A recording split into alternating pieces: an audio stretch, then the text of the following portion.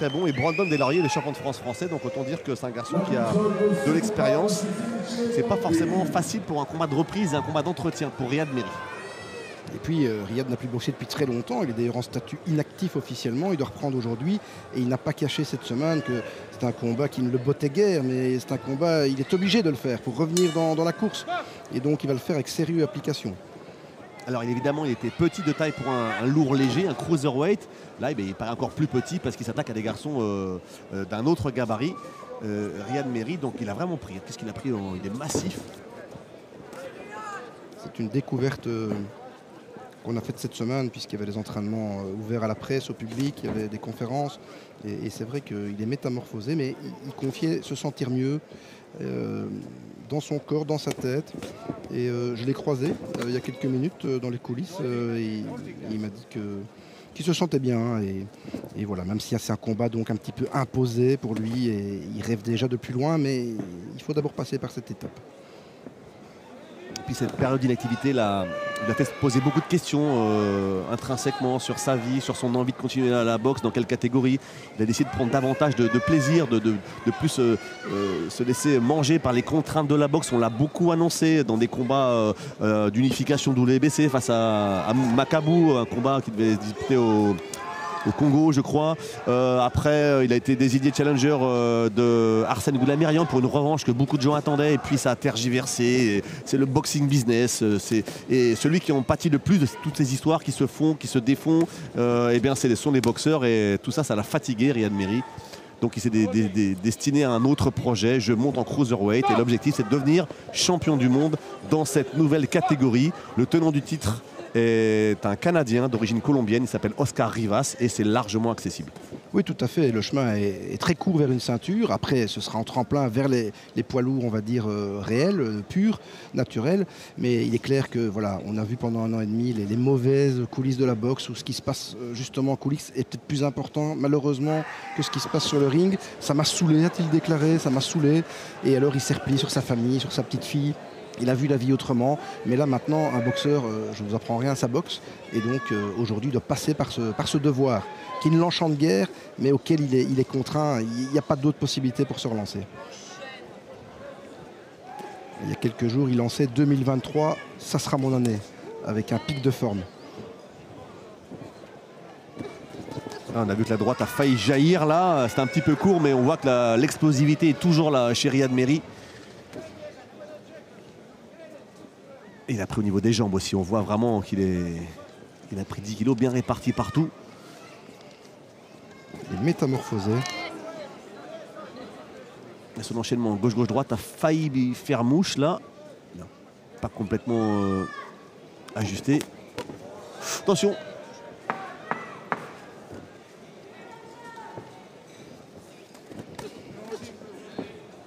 La différence d'impact entre les deux boxeurs, elle est assez flagrante.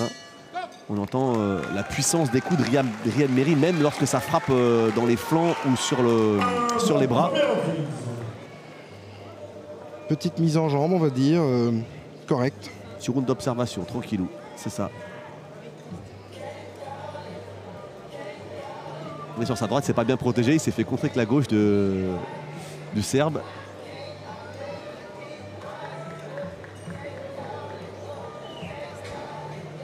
Alors le Serbe, il n'a pas des attitudes, c'est pas un boxeur qui a la boxe dans son sang, vraiment c'est emprunté, c'est un peu maladroit, c'est un peu gauche. Mais attention, parce qu'à ce point-là, des garçons qui font plus de 100 kilos, on sait que la moindre erreur se paye cash et le moindre coup peut être fatal.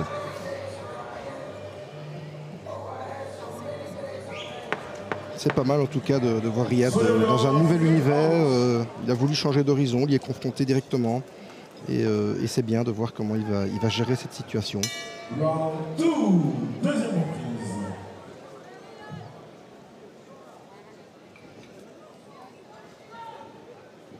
On sent qu'il a besoin de sentir les roues. Il ne veut pas se précipiter. Riyad Merhi, là, il a besoin de temps.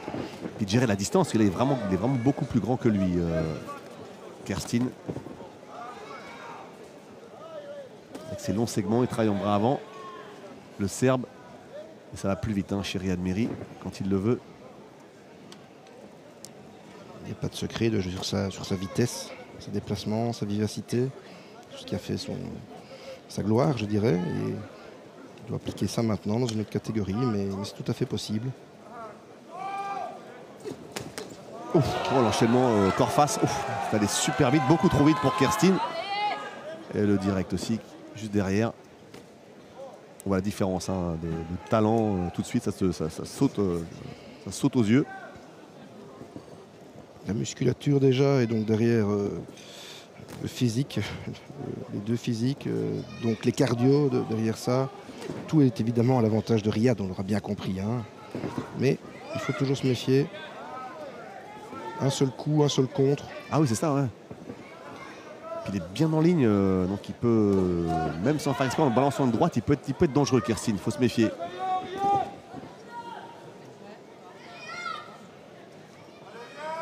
L'expérience hein, de Riyad Merhi, il a les mains bien hautes.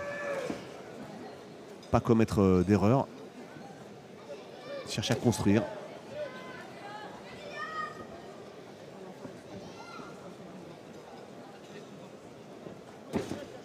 Le public est en attente. Hein. Il n'y a pas encore vraiment de grosses réactions. On attend de voir un peu comment ça va évoluer. On entend quelques riades par-ci par-là. Ah, c'est pas mal. C'est encore un peu court, un poil court. Il va réussir à bien l'ajuster. Il a besoin de faire encore ses réglages, Riyad Merhi. Il va régler la distance et essayer de toucher en ligne. Ce qui est intéressant, si on regarde à l'étage supérieur et au titre de champion du monde, qui peut arriver très vite hein, dans cette catégorie des Bridgerweight, c'est que Oscar Rivas, il a exactement le même gabarit que lui. C'est pas un grand boxeur, il est rablé, costaud, et c'est le même genre de gabarit. Donc c'est un combat qui peut être vraiment très intéressant pour Riyad Merhi. Et en plus, au niveau financier, Oscar Rivas, c'est accessible pour faire ça en Belgique. Le duo formé par Riyad Merhi et Alain Van Acker montre encore ici toutes ses qualités, parce que c'est ça, c'est bien joué, c'est bien travaillé. Là pour le coup c'est bien travaillé en coulisses, de l'avoir orienté vers ceci. Et puis un boxeur qui ne veut plus faire régime, il ne faut pas le forcer à un moment donné, il faut changer, et c'est ce qu'il a fait. C'est très bien aussi de passer par cette étape intermédiaire des Bridgerweight s'il prétend plus tard aller chez les poids lourds, parce que le fossé il est énorme hein, entre les lourds légers et les poids lourds.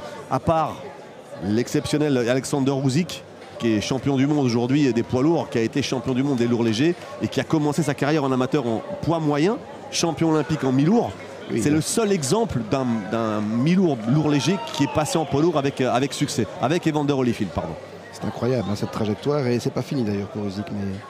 Non, c'est pas fini, non. Il va faire encore 2 combats, des gros combats rémunérateurs. On parle en plusieurs dizaines de millions de dollars.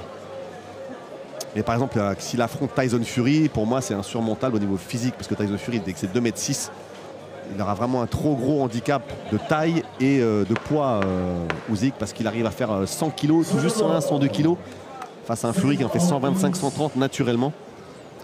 Donc c'est compliqué. Et donc on aura droit à un bon vieux Fury Chisora le 3 décembre, mais qui n'emballe pas grand monde et qui est un peu décevant. On aurait préféré voir autre chose, voir Joshua. Et revenons à Merhi ici qui... Il est devenu avec de bien meilleures intentions, hein, ou de bien plus mauvaises intentions pour son adversaire. Ça va jaillir à un moment donné chez Riyad Merhi. Cette gauche va gicler. Regardez, quand il envoie ses jabs, à chaque fois ça fait mouche, qu'il soit appuyé ou pas.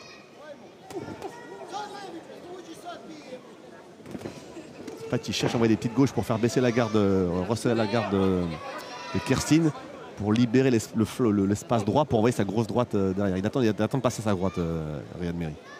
C'est un boxeur intelligent, il a d'abord observé, puis maintenant il a réglé, et puis là maintenant je pense qu'on va passer à l'étape supérieure tout doucement. Kerstin qui est bien hermétique, il ne prend pas de risque, hein, il ne veut pas s'exposer. Il n'est pas fou.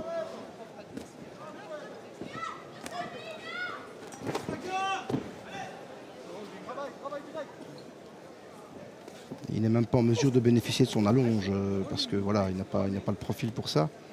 Non, il n'est pas sur les jambes du tout, il est planté au sol, un peu lourd, Kerstin. Mais c'est son bras arrière qui peut surprendre ce qui s'est passé là. Il a perdu son protège-dents. D'accord. Voilà. Sans prendre de coups. Bizarre. À moins qu'il y ait un Oui. coup au corps qu'il a peut-être un peu qu'on n'a pas remarqué et qui peut-être lui a fait du mal. En tout cas, il a l'air essoufflé. Oui, voilà. Les bonnes vieilles méthodes. Hein. Ouais. Mais peut-être qu'il a pris un coup au plexus qui se voit pas Possible. forcément, mais qui coupe la respiration. D'ailleurs, Riyad Mehri y est retourné aussitôt. Riyad est bien couvert hein, pour éviter de se faire surprendre en contre. Les gants bien haut. Quand c'est fermé en haut, il faut aller en bas. C'est ce que fait Riyad Mehri. Là, il attaque pas mal au niveau des flancs et du foie. L'attitude, il est craintif. Alors là, pour le coup, il commence à mouiller un peu la culotte. Kirstein, il doit s'apercevoir que c'est un peu dur. Et avant même qu'il accélère Riyad Mehri, on a l'impression qu'il veut déjà rendre les armes. Le Serbe, c'est pas très honorable de sa part. Et l'arbitre ne lui a pas mis de pénalité. C'est gentil de sa part parce que c'était un peu gros là quand même pour le coup. Ouais, c'est gros, ouais. Mais je pense qu'à la prochaine fois, il y aura pénalité. Les quelques frappes qu'il prend, il s'aperçoit que c'est vraiment trop puissant pour lui et il a peur, clairement, le Serbe. Il recule, là, il se bat, il donne tout ce qu'il a. Un peu d'énergie, du désespoir. Ah là là là là là. Alors là, typiquement là, il a pris la droite, il est un peu ébranlé, il n'est pas touché, il n'est pas en danger, mais ça va être le prétexte pour lui pour arrêter. Et voilà. Fini. Voilà. Victoire expéditive de Riyad Mehri en 3 reprises par arrêt de l'arbitre face à Dusan Kirstein qui n'en voulait pas, qui n'en voulait plus et qui à la première salve un peu dangereuse a préféré abandonner. Alors on va pas prendre grand chose sur ce genre de combat, si ça fait une victoire de plus au palmarès de Riyad Mehri qui va nous dire comment il s'est senti à ce poids-là. Kirstein a pensé à... Ah ben il cherchait le moindre prétexte. Voilà, il a pensé à son corps, à son physique, à sa vie. On ne peut pas lui en vouloir. Hein. Mais bon voilà, on le sentait venir. Il a suscité l'arrêt de l'arbitre grandement. Il a fait ce qu'il a pu, ce qu'il pouvait, c'est-à-dire pas grand-chose.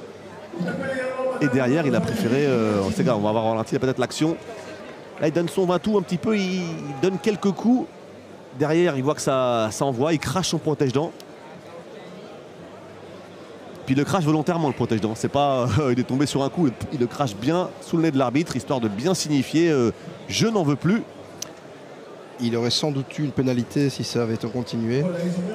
Et c'est la 31e victoire de Riyad Mehri, la 26e avant la limite. Il a un ratio de KO vraiment impressionnant. Riyad Mehri. Bilan satisfaisant, il a fait tourner les gens, il a retrouvé son public, il a retrouvé un peu de sensation et il est prêt maintenant pour attaquer une grande année.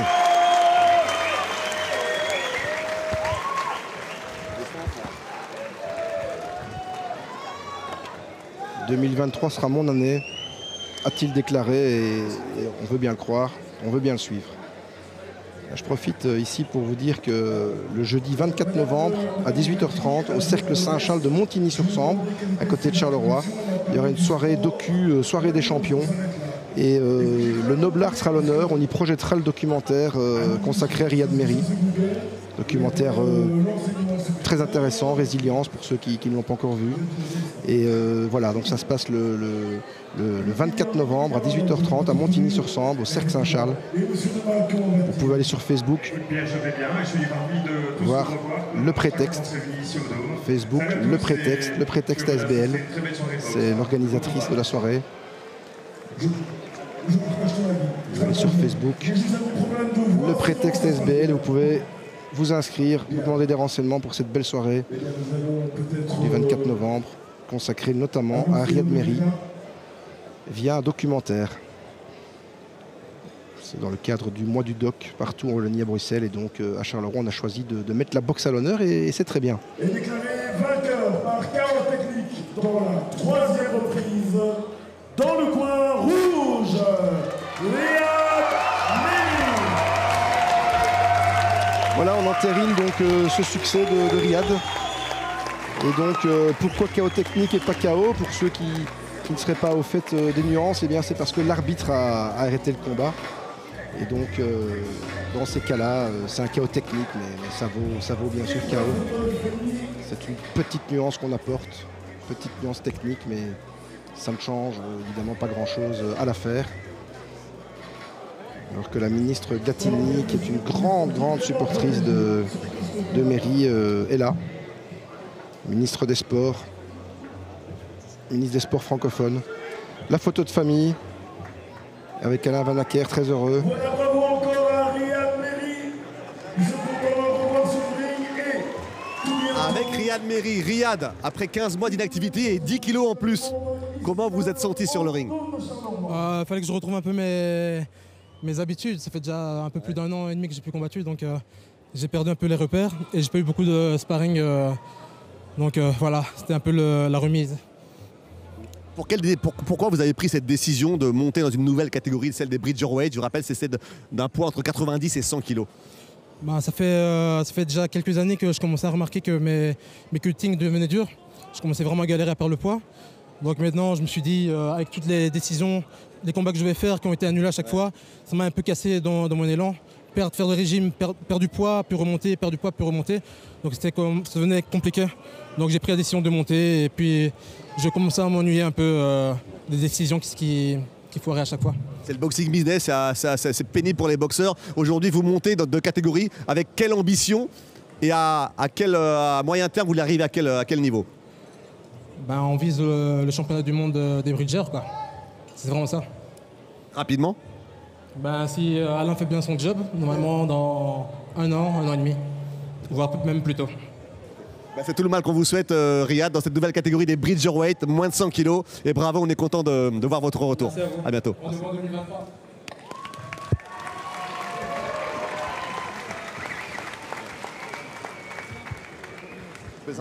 Voilà donc